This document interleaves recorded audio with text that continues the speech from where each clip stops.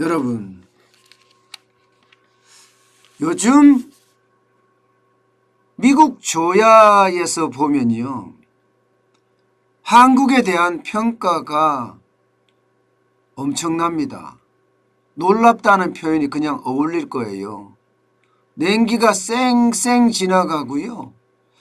동맹이라는 단어가 거기에서 얼마만큼의 역할을 하는지 모를 정도로 한국은 점점 미국 조야에서 이게 서서히 사라지는 것 아니냐, 이런 얘기까지 나올 정도입니다.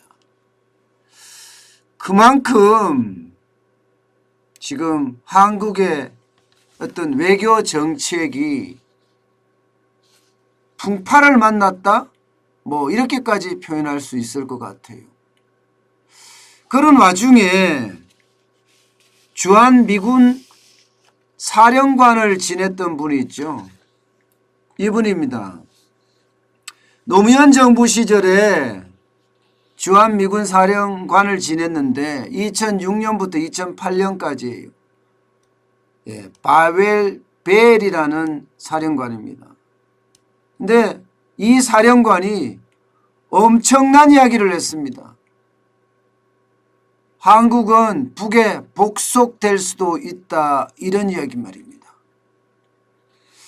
와, 이런 이야기를 들으니까 어떻게 생각하면 이게 섬뜩한 게 아니라 엄청나게 무서워졌어요. 근데 문제는요, 한국을 잘 아는 미국인들이 지금 그런 식으로 많이 생각한다는 사실이에요.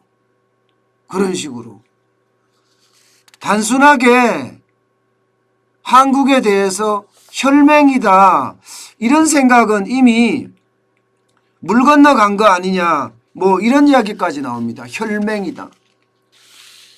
오죽했으면 지금 바이든 행정부 같은 경우는 한국을 향해서 굉장히 강력한 충고들을 하고 있습니다.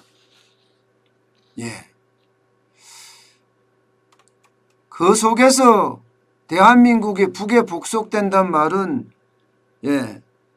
어쩌면 충격입니다. 여기에다가 롤리스 전 부차관보도 지금 한국이 결국 핵을 보유한 북한에 종속될 가능성이 높다, 뭐 이런 이야기까지 지금 나오고 있는 상태입니다. 왜 이렇게 계속 좋지 않은 이야기들이 나올까?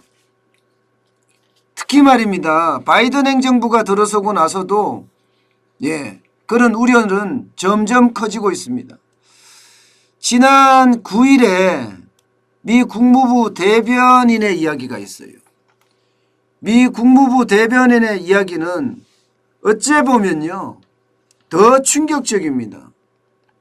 뭐라고 이야기했나 하면요, 기자가 북한의 핵미사일 시험을 우려하느냐 하고 물었는데 이 미 국무부 대변인은 반대로 이야기했습니다. 엉뚱한 답을 했어요. 그것보다 우리가 한국, 일본과 긴밀히 협력하지 못할 수 있다는 가능성이 더 걱정된다. 미국이 한국과 일본과 굉장히 긴밀하고 밀접하게 이렇게 협력하지 못할 수도 있다, 이런 이야기입니다. 여러분도 알다시피 일본은 미국과 이견이 없습니다. 결국 그 답변 속에는요, 북핵보다가도 한국이 일본을 대하는 태도가 더 걱정이다, 이런 얘기라는 겁니다. 이런 얘기예요. 그러니까 이게 한일 관계에 대한 우려도 크지만 그 속에는 한국이 왜 미일이 아니라 북중에 계속 기울이고 있느냐, 북중으로 왜 기우느냐, 이런 시선이 있다는 이야기예요. 물론 이게 조선일보에서 이런 이야기를 아주 구체적으로 다뤘는데요, 그 내용에도 보면 과거에도 있었다 이거예요. 미국에서는요 100% 한국은 중국에 붙고 일본은 100% 미국에 붙는다. 이런 시각을 계속 가지고 있었다는 이야기입니다.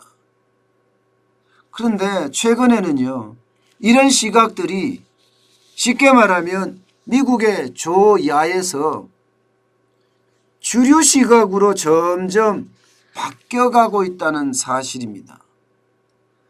중국과 북한에 대해서는 호의를 도가 넘게 이렇게 표시를 하고 있고 일본에 대해서는 아주 적대감을 드러낸 게 지금 문재인 정부의 지난 4년간의 외교였거든요. 그러다 보니까 이런 생각들이 미국에서는 계속 이렇게 주류들의 생각으로 번진다는 사실이에요. 게다가 동맹이 맞느냐 혈맹이 맞느냐 이 문제에 대해서도 물음표를 그린다는 겁니다. 동맹이 아니라 이게 중국과 일본 사이에서 표류하는 그런 국가가 아니냐 이미 이런 인식까지도 퍼지고 있다고 하니 야 이게 결국 미국과의 어떤 관계 자체가 점점 망가지는 것 아니냐 이런 인식이 팽배해지고 있다는 겁니다. 근거도 있다는 겁니다. 근거가 없는 게 아니에요. 아인혼 전 국무부 고문이죠. 이 민주당 외교에는 굉장히 영향을 많이 미치는 사람이거든요. 이분이 문재인 정권은 중국을 의식해서 북핵 방어용 사드를 강력히 반대했다 이렇게 지적을 했다는 겁니다. 이것 때문에 한국 자체는 주한미군보다도 스스로 방어하는 것 작전권 전환이죠. 그죠? 전작권 전환이죠.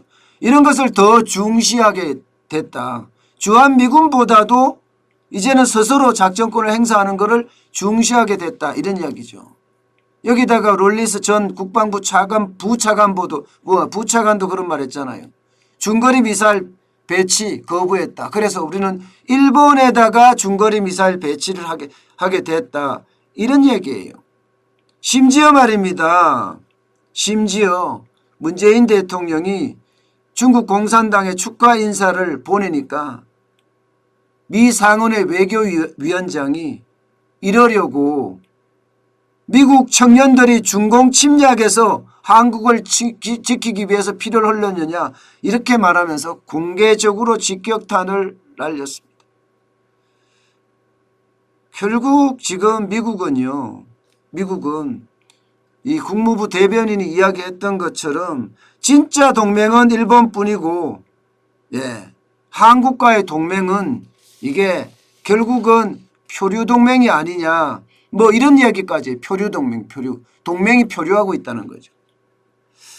게다가 이 바이든 행정부가 지금 이야기하는 것 한일 관계 회복을 주문하고 있거든요. 이 말은요 지금 한국 정부의 외교 정책 쉽게 말하면 미일이냐 아니면 북중이냐 선택을 하라. 그 뜻을 분명히 하라. 뭐 이런 얘기가 아닌가 싶습니다. 지금 사실 지금 미국에서는요 이런 표현을 많이 씁니다. 한국은 일본과 치고받고 있다. 미국은 이루 말할 수 없는 짜증을 느꼈다. 이렇게까지 이야기합니다. 이루 말할 수 없는 짜증. 이것은요 어떻게 생각하면 지금 미국이 어떤 한국을 선택해야 되는 그런 변곡점에 서 있는 것 아니냐 뭐 이런 이야기까지 나오고 있습니다. 자, 핵과 동맹 관련 보고서 이게 각국의 고위 안보관리들이 만든 보고서거든요. 이게 바이든 행정부에 최근에 제출이 됐습니다. 이 보고서는요 쉽게 말하면 호주, 일본, 한국이 참여하는 아시아판 핵기획 그룹을 창설해야 된다. 이런 이야기가 이 보고서에 담겨져 있습니다. 그런데 미국에서는요, 한국은 빼야 된다, 이런 목소리가 나온다는 거예요. 아인혼이라는 외교 전문가는요, 쉽게 말하면 한국은 중국을 의식해서 분명히 참여하지 않을 거다. 때문에 반대할 수 있는 동맹에게 미국이 먼저 제안할 필요가 없다. 결국은 한국은 이걸 거부할 가능성이 높기 때문에 일본과만 중거리 핵미사일을 배치하고 마치 나토식 핵 공유 협정을 맺어야 한다, 이런 얘기까지도 지금 나오고 있는 상태라는 거예요. 그러면 여러분, 지금 우리가 지금까지 동맹이라고 이야기하면서 계속 지켜왔던 한미동맹이 균열이 나는 것 아니냐, 뭐 이런 이야기까지 하잖아요. 어떤 사람들은요, 경제에 대한 우려도 굉장히 많이 합니다. 경제에 대한 우려도. 이게 2019년 기준으로 보면요, 우리가 수출하는 비중이 중국의 25.1%입니다. 중국과 관계가 소원해지면 쉽게 말하면 한국 경제에 엄청난 타격을 준다는 겁니다. 중국의 사드 보복이 우리 경제에 얼마나 타격을 줬는지 우리는 이미 목도를 했다는 겁니다. 미국은 13.5%입니다. 상대적으로 중국보다는 미국이 굉장히 수출 비중이 적지요. 이게 2020년 들어오면요, 중국에 대한 비중은 오히려 더 늘어납니다. 25.8%까지 늘어납니다. 미국에 대한 비중도 늘어납니다. 14.5%까지 말입니다. 그런데 수출 비중이 많다고 해서 대한민국의 전통적인 외교 전략까지 이렇게 뒤엎으면 저는 안 된다고 생각을 해요. 이게요, 경제가 종속이 한번 되면 어쩔 수 없이 계속 종속으로 이끌려 가야 되고요. 그렇게 종속관계가 되면, 주종관계가 되면 한국 경제의 어떤 지금 같은 호황, 또 지금 같은 독립성, 이거 누리지 못합니다. 언젠가는 중국과 한판 붙어야 됩니다. 그렇지 않고는요, 이게 중국에 너무 의지되어 있기 때문에 할 수가 없다, 이런 얘기도 나오고 있어요.